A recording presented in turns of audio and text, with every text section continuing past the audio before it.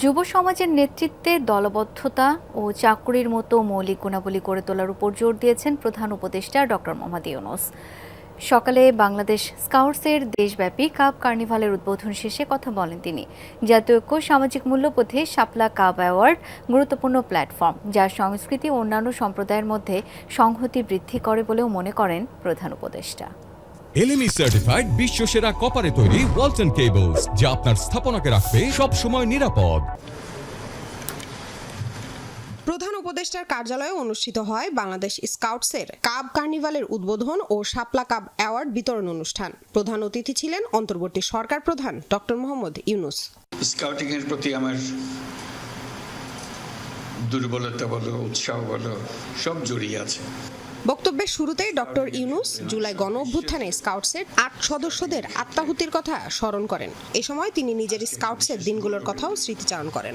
4 জন scout আত্মাহুতি দিল দেশের জন্য, দেশের মানুষের জন্য, নতুন বাংলাদেশ সৃষ্টি করার জন্য। অন্তর্বর্তী সরকার প্রধান যুব সমাজের নেতৃত্ব, দলবদ্ধতা ও চাকরির মতো মৌলিক গুণাবলী গড়ে তুলতে কার্নিভালের মতো আয়োজনের উপর জোর দেন। বলেন, শাপলা কাব অ্যাওয়ার্ড সংস্কৃতি ও অন্যান্য সম্প্রদায়ের মধ্যে সংহতি বৃদ্ধি করে। তোমার জীবনের দরজা খুলেছে এবং তোমার দায়িত্ব হলো আর অন্যদের দরজা খুলে দেওয়া।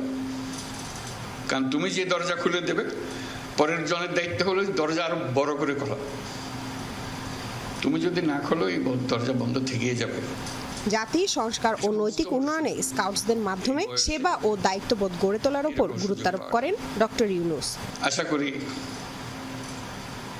বর্তমান যে স্কাউটিং এর যে কর্মসূচি, এই এলিমেন্টগুলো, এই দিকগুলো থাকবে, যাতে করে পৃথিবী আবিষ্কার করার, নিজেকে আবিষ্কার করার